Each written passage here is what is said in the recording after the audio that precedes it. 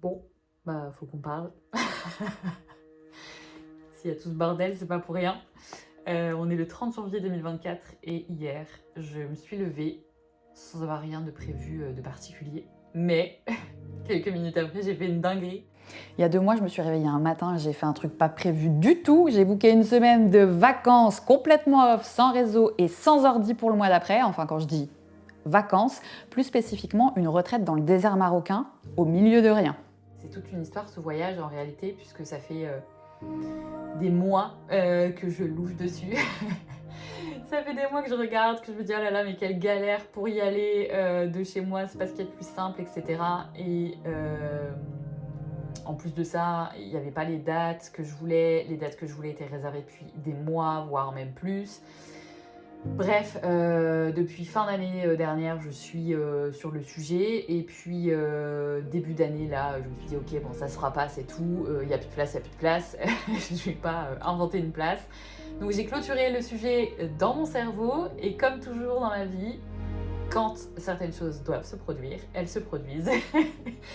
Et donc hier, je me suis levée et j'ai déjeuné et j'ai pris mon téléphone pour aller sur Instagram. Et quand je me suis connectée, je me suis rendu compte que une place était de nouveau disponible pour le séjour que j'avais repéré. Donc j'ai sauté dessus. Pour le coup, l'avantage d'être assez carré sur le pro et le perso, c'est que je peux décider très vite. Je peux savoir aussi très vite si j'ai la disponibilité en termes horaires pour me permettre des voyages comme ça, parce que là je serais complètement off, je sais même pas si j'aurais du réseau. Bon, spoiler, il y en avait un peu quand même, mais j'avais viré toutes les applis de l'écran de mon téléphone et coupé toutes les notifs. Bah ouais, parce que pour être honnête, j'ai sauté sur ce voyage spécifiquement et c'était pas pour rien. Tout simplement parce que au quotidien, on est quand même sollicité H24 par des notifs, on est scotché à nos ordis, au téléphone, etc. Et que j'avais vraiment envie, plutôt besoin même, de couper complètement tout ça. Bon, dans la réalité, j'ai quand même pas été si seule au monde que ça. C'est un voyage un petit peu différent de ce que je fais d'habitude, puisque du coup, déjà, c'est avec un groupe que je ne connais pas, évidemment, dans lequel je m'incruste en plus, puisque je suis la personne qui prend une place de quelqu'un qui a annulé. Donc, l'aspect groupe m'inquiète un peu, sachant que je suis quand même une ermite de base. Voilà, mais je pense que voilà, c'est une expérience très particulière. En tout cas, qui dit voyage pas prévu et pour dans pas longtemps, dit au secours, faut que j'adapte mon emploi du temps et que je prévienne mes clients aussi parce que je suis quand même majoritairement en presta en individuel avec mes clients, donc je réponds à leurs questions au fil de l'eau et un peu tout le temps. Et faut aussi que je prévoie du contenu d'avance parce que je me suis engagée sur un contenu en fait tous les 2 jours sur Insta depuis novembre 2023 et hors de question que je ne tienne pas ça à cause de ma semaine off. Donc le voyage à peine réservé finalement, pas le temps de réaliser quoi que ce soit, mon cerveau est parti en mode machine. Dès que j'ai un voyage en tête, dans ma tête, ça prend une place prédominante. Il faut absolument que je sorte toutes mes affaires et que je prépare un maximum tout ce que je peux pour me sortir ça de la tête et continuer à bosser de manière concentrée le reste du temps, puisqu'il reste quand même encore un mois avant d'y aller. Donc j'ai sorti tout le bordel, les sacs, les trucs que je pense prendre, les trucs que je sais pas trop si je vais prendre. Et je paramètre en fonction de ça sur Notion aussi. Le pitch du séjour, c'est quand même de la prise de recul, de prendre le temps pour soi. Et du coup, c'est particulier en termes de bagages, puisque c'est une marche, entre autres, de 5 jours dans le désert. Avec des bivouacs toutes les nuits. Donc évidemment en tente, évidemment sans sanitaire, évidemment à l'arrache totale. Et là je me dis, merci Lorga. Allez, c'est parti, je t'embarque avec moi dans la préparation du voyage. Comme tu vois, j'ai étalé tout mon petit bordel dans le salon et j'ai aussi testé mon sac de couchage et surtout en combien de temps je réussissais à le remballer parce que je vais devoir faire ça tous les jours. Et voilà, je pars avec tout ça, y compris des petits cadeaux pour les enfants là-bas. On est le 29 février, c'est le jour du départ. Me voilà dans un bus direction Orly parce que mon vol est tôt le lendemain, donc je dors à l'hôtel et je me marre toute seule parce que le repli sur moi commence dès maintenant. Ma chambre est à l'autre bout du couloir.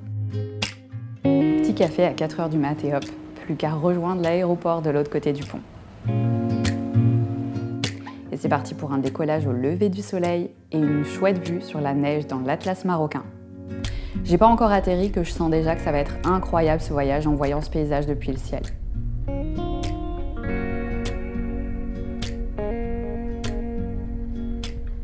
Et à peine sorti de l'avion, Stéphane, qui organise ce séjour, nous récupère et nous emmène dans un tout petit village perdu, chez une de ses familles de cœur, pour manger notre premier couscous.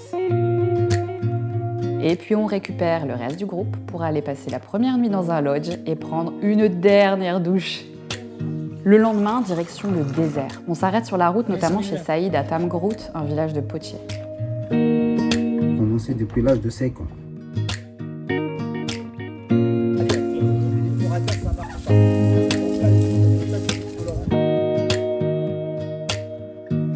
On est fin d'après-midi quand on arrive aux portes du désert. On récupère nos chèches et on apprend à les mettre, ou du moins, on essaye. Et puis nos premières dunes. On marche 1h30, le vent nous pousse vers notre premier camp. Quand on arrive, la nuit tombe et j'aperçois le premier ciel du désert et waouh!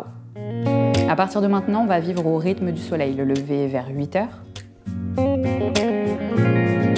le petit-déj à 9h, et puis la marche et des dunes à perte de vue. Puis le coucher du soleil et l'installation des tentes. Mon petit kiff à moi, c'est de mettre ma tente dans un coin le plus isolé possible. Ermite un jour, ermite toujours. Et puis le feu autour duquel tout le monde se rassemble. Et puis ça recommence, lever de soleil depuis la tente orientée vers l'est, le remballage du camp. Je suis d'ailleurs impressionnée de toute cette organisation. Et encore une marche, cette fois-ci en silence. Pas un mot pendant plus de 3 heures, y compris pendant la pause.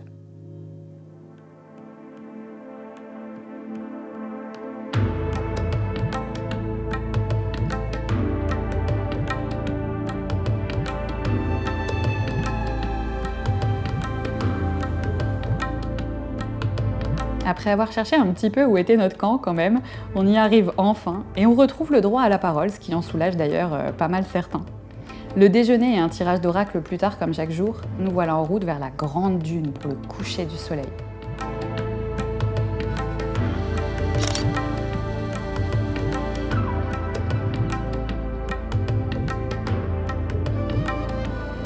Et hop, quelques photos plus tard, et une descente en courant, et puis ces soirées festives autour du feu.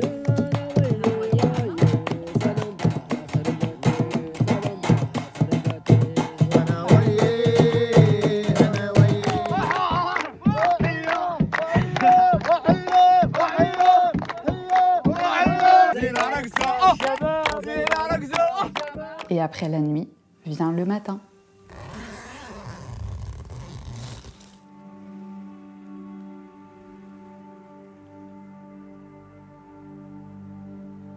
Et toujours les fameux petits-déj.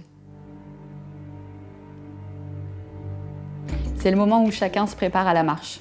On met la crème solaire, on remplit nos gourdes, on met les chèches sur la tête et nous voilà prêts.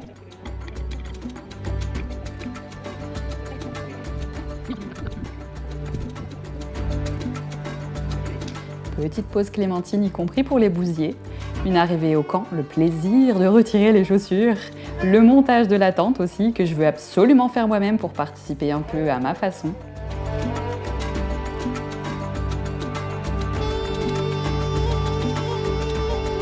Et je me dis que vraiment, j'adore cette sensation la nuit d'être seule au milieu de rien. Et ce silence étouffé du désert encore et toujours.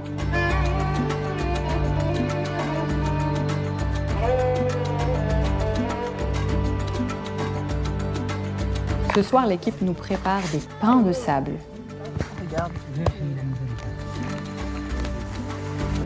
Olé. Ouais.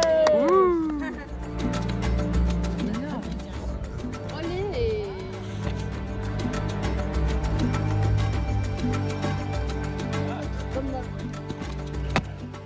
Et après, on profite des blagues de Salah à qui on doit un paquet de fou rire. Il ne sait pas la moustique en English. Il dit what is the... Et puis la nuit, se brosser les dents dans le noir complet sous les étoiles. J'ai jamais vu un ciel pareil. Mais voilà, aujourd'hui c'est la fin, le dernier jour dans le désert. Comme tous les matins, on commence par un réveil en mouvement, ici du Qigong. Et puis on fait nos dernières photos tous ensemble, car bientôt on arrivera à notre bivouac fixe. Et ce sera le moment de quitter notre team du désert. Le vent se lève d'ailleurs pour boucler la boucle, comme pour nous dire au revoir, ou peut-être à bientôt. Le retour au confort est assez étrange. On apprécie la douche après 5 jours sans sanitaire, mais on se sent comme bousculé. Revoir des jeeps, des gens avec des écouteurs dans les oreilles, des prises avec des téléphones qui chargent. On profite de cette dernière soirée.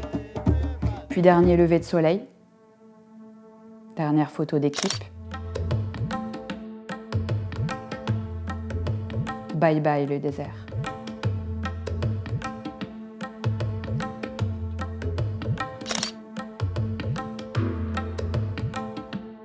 Dernier repas aussi tous ensemble avec Stéphane, car demain, chacun part de son côté. Bon ben ça y est, je suis à Marrakech depuis ce midi. Il y a une douche là aussi grande que toutes les douches que j'ai pas prises dans le désert pour rattraper un peu. Je pars cette nuit prendre l'avion. J'ai encore bien choisi ma date puisque cette nuit, au moment où je suis censée me lever, il y a le changement horaire pour le ramadan. Bref, je suis partie le 1er du mois encore une fois et je reviens le jour du changement horaire. J'ai vraiment choisi mes dates. En tout cas, ouais, super voyage. J'ai laissé mes chaussures de rando dans la bataille qui ont disparu en rentrant du désert. Je profite de mes quelques dernières heures pour me poser à la piscine, repenser à tous ces moments de repli, de recul, de partage aussi. J'appréhendais le groupe et finalement il est nécessaire à l'expérience. Je profite aussi de mon dernier repas là-bas, du ciel dégagé, avant de rejoindre l'aéroport sous une pluie battante. Il est vraiment temps que je parte, d'autant plus que le Maroc me fait un dernier superbe cadeau. Un magnifique lever de soleil au-dessus des nuages.